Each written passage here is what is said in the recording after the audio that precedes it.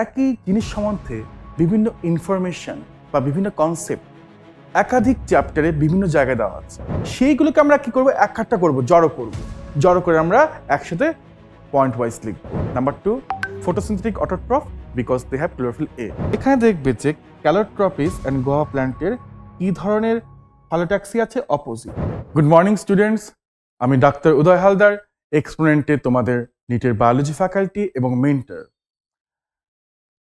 আমার আজকের ভিডিওর বিষয়বস্তু নিটের কোনো বায়োলজির টপিক নয়, বরং নিটের বায়োলজি পড়ার একটা ইম্পর্টেন্ট অ্যাপ্রোচ সম্বন্ধে।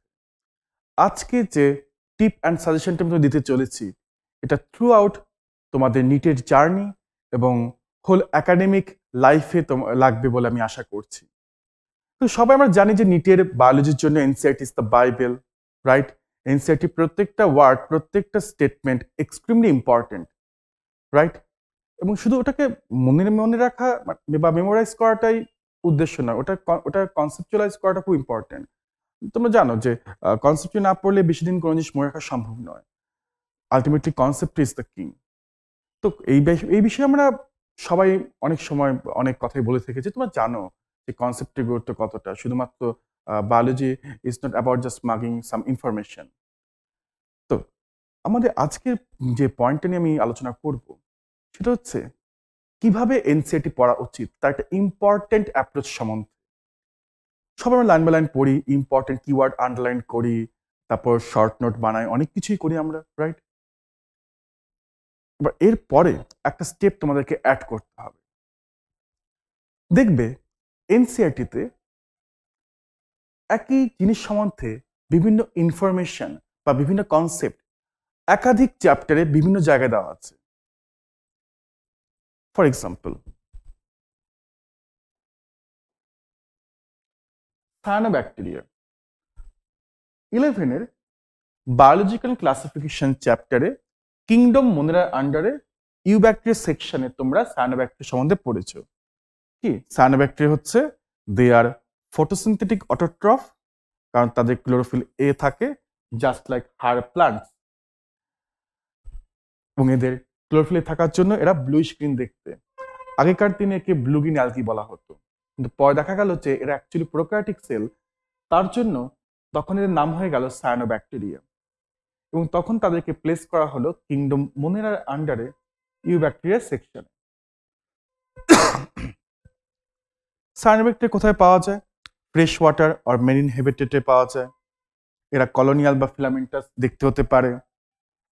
একটা মিউসিলাজিনাস শীট দিয়ে কভার থাকে। তারপর একটা স্পেশাল টাইপের সেলস থাকে যার নাম heterocyst, which can fix atmospheric nitrogen. এই পয়েন্টগুলো লেখা আছে।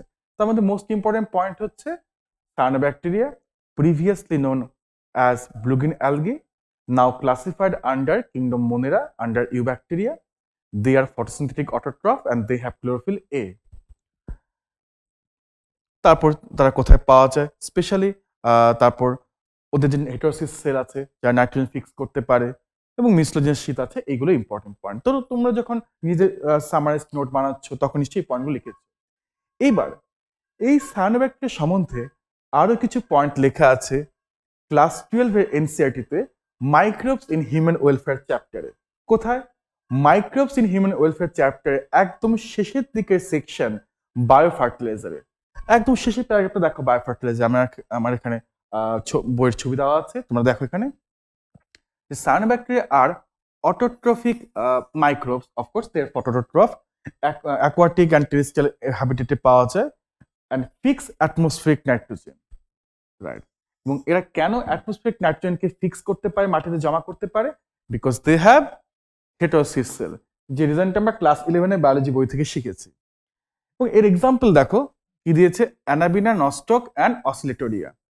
অ্যানাবিনা নস্টক, এই দুটো এক্সাম্পল অলরেডি এনসিইআরটি 11-এর বইতে দেওয়া ছিল। অসিলেটোরিয়াটা এখানে অ্যাড করা হয়েছে, নোট দ্যাট পয়েন্ট, ওটাকে তোমরা অ্যাড করো।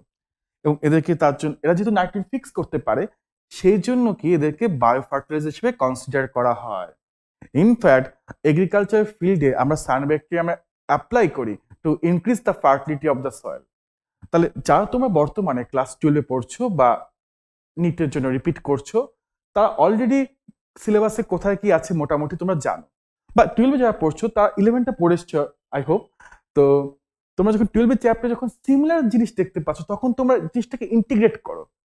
আজকের ভিডিওর বিষয়বস্তু হচ্ছে এই ইন্টিগ্রেশন। ইন্টিগ্রেশন ওয়ার্ডটা তোমরা ম্যাথস এন্ড ফিজিক্সে ইনফ্যাক্ট নাম্বার অফ টাইমস শুনেছো, প্রচুর অ্যাপ্লাই করেছো। বায়োলজিতে আমরা কি করবো, টপিকের ইনফরমেশনে ইন্টিগ্রেশন করব। একই টপিকের বিভিন্ন ইনফরমেশন বিভিন্ন চ্যাপ্টার বিভিন্ন সাব টপিকের আন্ডারে ছড়িয়ে ছিটিয়ে আছে, সেইগুলোকে আমরা কি করব, একখাট্টা করব, জড়ো করে আমরা একসাথে পয়েন্ট ওয়াইজ লিখবো। তো তোমার যে সেলস নোট থাকবে বা তোমার যে বেস নোট বা ক্লাস নোট আছে সেখানে তুমি এগুলো অ্যাড করতে পারো। তো তুমি যখন 11-এ পড়েছো তখন তুমি এগুলো জানো।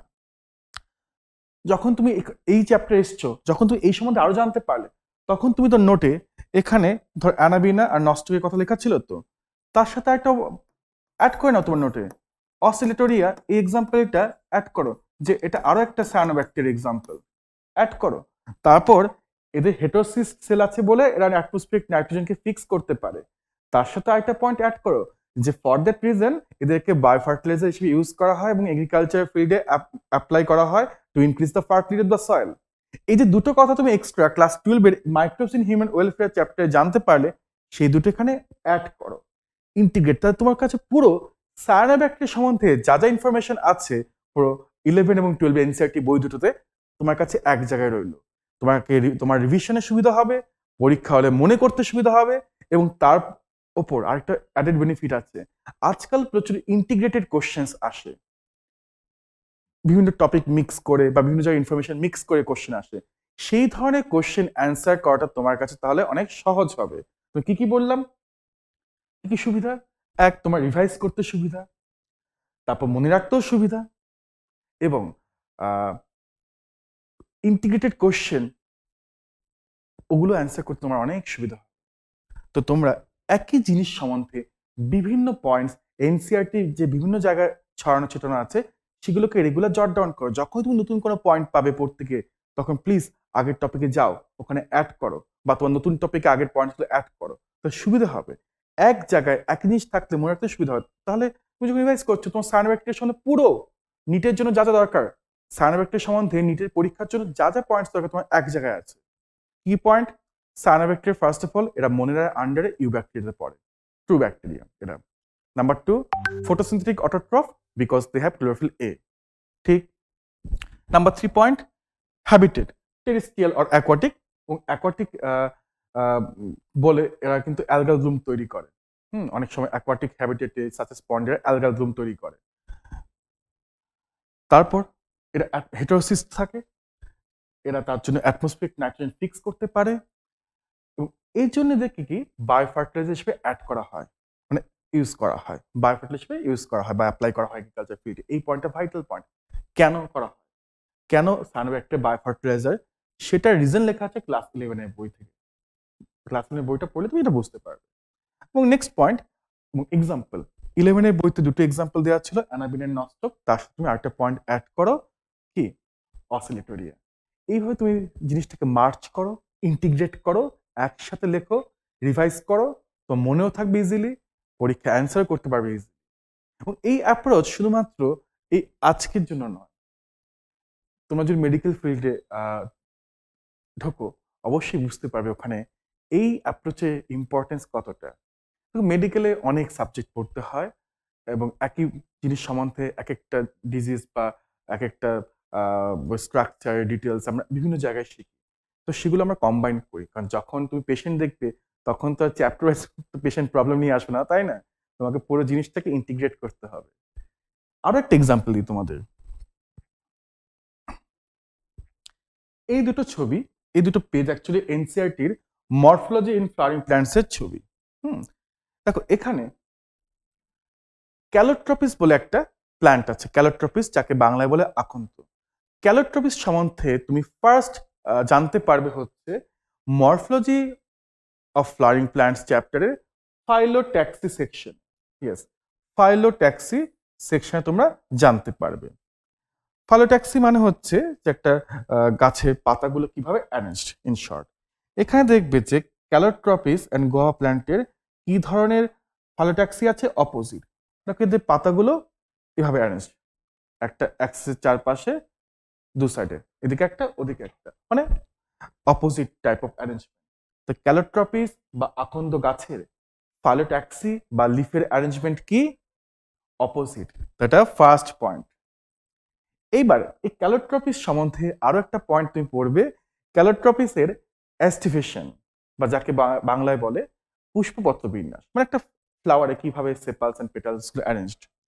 সেখানে তুমি পাবে হচ্ছে, দেখো এখানটায় ক্যালোট্রপিসের আমরা জানি কি হয়, ভ্যালভেট অ্যাস্টিভেশন, মানে এখানে পেটালস গুলো মার্জিনালি টাচ করে, কেউ কারো গায়ে ওভারল্যাপ করে না। সেই সম্বন্ধে তোমরা অ্যাস্টিভেশন টপিকটা পড়লে বুঝতে পারবে। এই চ্যাপ্টারই আরেকটা সাব টপিক। এবং ক্লাস 12-এর পপুলেশন চ্যাপ্টারে ওখানে আরো একটা জায়গায় পাবে যে ক্যালোট্রপিস প্লান্টে এক ধরনের পয়জনাস জিনিস তৈরি হয়, কার্ডিয়াক গ্লাইকোসাইড। ছাগল বা এই ধরনের গ্রেজিং অ্যানিমেলস গুলো যখন এই ক্যালোট্রপিস গাছ খায় তখন তাদের হার্টবিট বেড়ে যায় মারাত্মক, বুক ধরফর করে, ওই ভয়রা খায় না। তো ক্যালোট্রপিস গাছ নিজেকে প্রিডেটর অ্যানিমেলস থেকে বাঁচানোর জন্য নিজের বডিতে কি সিনথেসিস করেছে? এই কার্ডিয়াক গ্লাইকোসাইড। তাহলে ক্যালোট্রপিস সম্বন্ধে পুরো 11-12 বায়োলজিতে তুমি অ্যাটলিস্ট 3টে জায়গায় তুমি পড়বে, এবং সেই পয়েন্টগুলোকে তোমরা যত পড়বে এবং এগোবে পয়েন্টগুলোকে একাঠা করো। হ্যাঁ, ক্যালোট্রপিসের ফার্স্ট অফ অল, তো ইনফ্যাক্ট এগুলো তোমার ধরো মরফোলজি চ্যাপ্টারে তুমি কোথাও একটা বক্স করে লিখতে পারো, বা তুমি বটানি সেকশন তোমার আলাদা বক্স করে এই ধরনের ইন্টিগ্রেটেড ইনফরমেশন লিখতে পারো। তো পরীক্ষায় যখনই কোনো ক্যালোট্রপিসের কোশ্চেন আসবে বা ক্যালোট্রপিস নামটা যখনই তোমরা শুনবে, ইমিডিয়েটলি তোমার মাথায় স্ট্রাইক করবে, আরে ক্যালোট্রপিসের ফাইলোট্যাক্সি কোথায় পড়েছি? ফাইলোট্যাক্সি মানে লিফ অ্যারেঞ্জমেন্ট হচ্ছে অপোজিট টাইপ।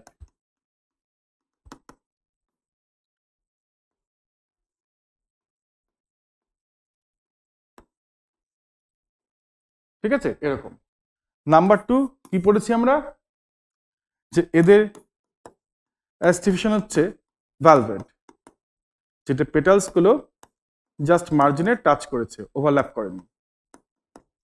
নাম্বার 3, এরা কি তৈরি করে? কার্ডিয়াক গ্লাইকোসাইড পয়জন, যেটা খেলে ছাগলের বুক ধরফর করে। হ্যাঁ,